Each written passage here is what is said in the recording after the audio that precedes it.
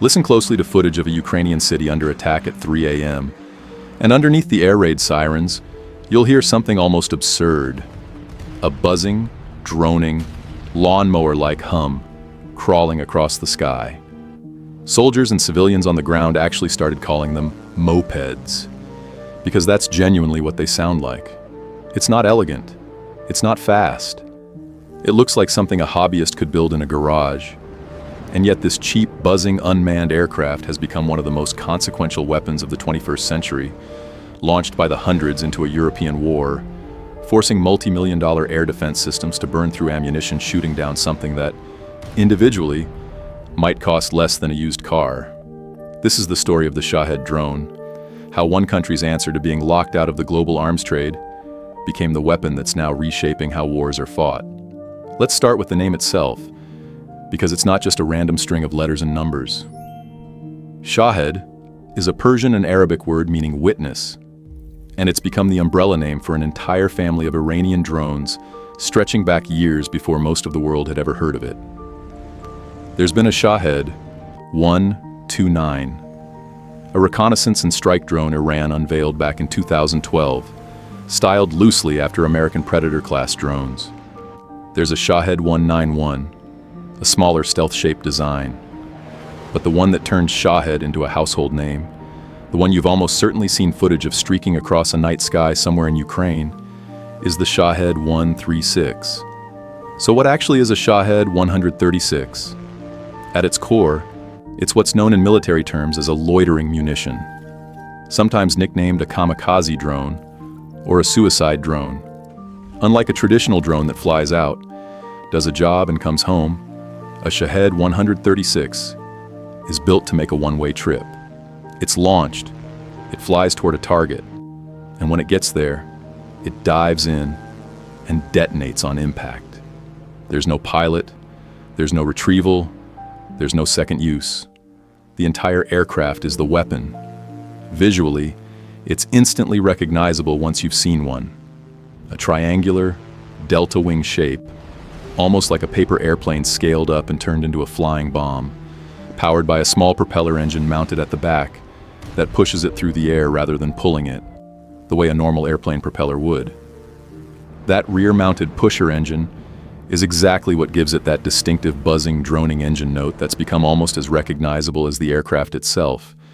It genuinely does sound closer to a moped or a lawnmower than a fighter jet, largely because mechanically, it's not that far off.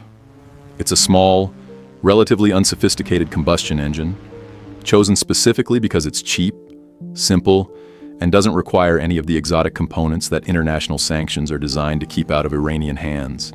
And that cost is really the entire philosophy behind the weapon. Depending on the estimate, and because Iran doesn't exactly publish a price list, these numbers vary quite a bit from source to source. A single Shahed 136 has been estimated at anywhere from roughly $20,000 to $50,000 to produce. Compare that to the missiles typically used to shoot one down, some of which cost well over $1 million per interception, and you start to see the twisted math at the heart of this weapon. It doesn't need to be stealthy, it doesn't need to be fast, and it genuinely isn't. Cruising at speeds slower than a lot of small civilian aircraft. It doesn't even need to reliably hit its target every single time.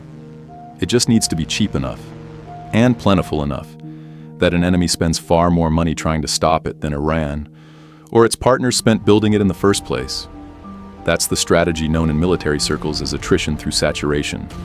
And it's exactly why these drones are almost never sent in alone. Instead, they're launched in waves, sometimes dozens at a time, sometimes alongside actual cruise missiles mixed into the swarm to complicate the picture even further for whoever's trying to shoot them down. Air defense crews have to make split-second decisions about which threats in the sky are the real, expensive missiles worth spending an interceptor on, and which are the cheap, buzzing decoys. Except a Shahed isn't really a decoy either, because if you ignore it, it might just as easily plow into a power station or an apartment block as anything else. That impossible calculation, forcing a country to either burn through expensive interceptors on cheap targets or risk letting real damage through, is the entire point. Guidance-wise, without getting into the kind of specifics that would be irresponsible to lay out, These drones broadly rely on satellite navigation to find their way to a pre-programmed target, occasionally paired with additional guidance methods to improve accuracy along the way. It's not the kind of pinpoint precision you'd get from a modern American or Israeli guided missile. Shahhed strikes have shown plenty of scatter and outright misses over the course of the war in Ukraine. But again, precision was never really the selling point. Volume was. Now here's where the story stops being purely about Iran and becomes something much bigger. In the summer of 2022, as Russia's invasion of Ukraine ground on and its own precision missile stockpiles started running noticeably thin, Moscow turned to Tehran. Iran began supplying Shahed 136 drones to Russia, which promptly started launching them into Ukrainian cities under a new name, Geran-2, the Russian word for geranium, presumably chosen so Moscow could maintain at least a thin fig leaf of deniability about exactly whose weapon this originally was. That fig leaf didn't last long. Wreckage recovered across Ukraine, complete with Persian language markings and components traceable back to Iranian manufacturers, made the connection obvious almost immediately, and both governments eventually stopped seriously pretending otherwise. What started as a purchase deal escalated fast. Investigations by Western intelligence agencies and independent researchers found that Iran didn't just sell Russia a batch of finished drones. It helped Russia build its own manufacturing capability, reportedly assisting with a production facility in Russia's Alabuga, special economic zone specifically to churn out Shahed-derived drones domestically, at a scale Iran alone couldn't have sustained through exports. That's the moment this stopped being a simple arms sale and became a genuine technology transfer, the exact kind of proliferation that decades of sanctions on Iran were designed to prevent from ever happening in the first place. The scale of what followed is genuinely staggering.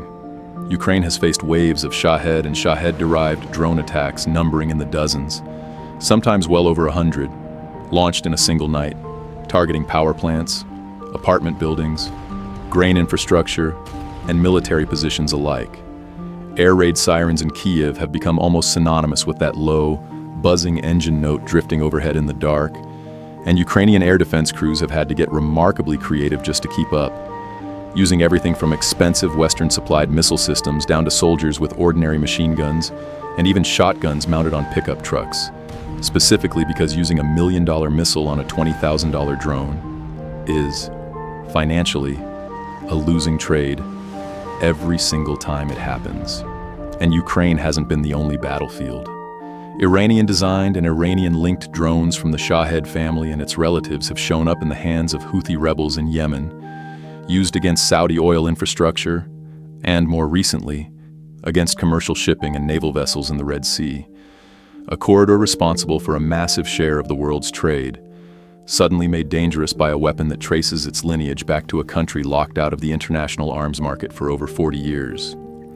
Militias with ties to Tehran have used similar drones against American forces stationed across Iraq and Syria.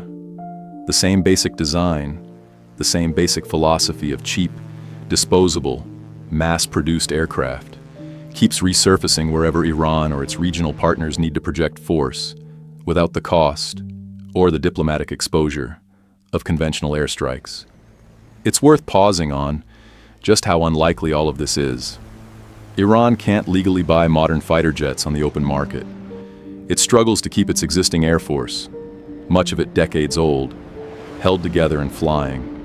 And yet, through a combination of wartime necessity dating back to the 1980s, a sprawling network of front companies sourcing ordinary civilian components from around the world, and a deliberate strategic choice to prioritize cheap and plentiful over expensive and precise, Iran built a weapons category that's now shaping the outcome of a major war in Europe and threatening shipping lanes thousands of miles from Tehran. 4 decades of sanctions were supposed to keep Iran weak.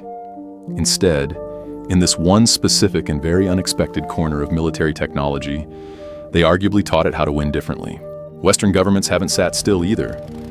There have been waves of sanctions specifically targeting the companies and individuals involved in Shahed production and its supply chains, diplomatic pressure on countries suspected of allowing components to pass through their ports and airspace on the way to Iran or Russia, and a scramble across NATO and Ukraine's other partners to field cheaper, more cost-effective counter-drone systems that don't require burning $1 million missile every time one of these things shows up on radar.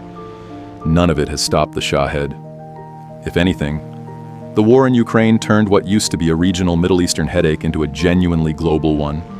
Proof that a slow, buzzing, unglamorous-looking flying moped, mass-produced by a heavily sanctioned country, can end up rewriting the economics of modern air warfare more than almost any single fighter jet or stealth bomber built in the last 20 years.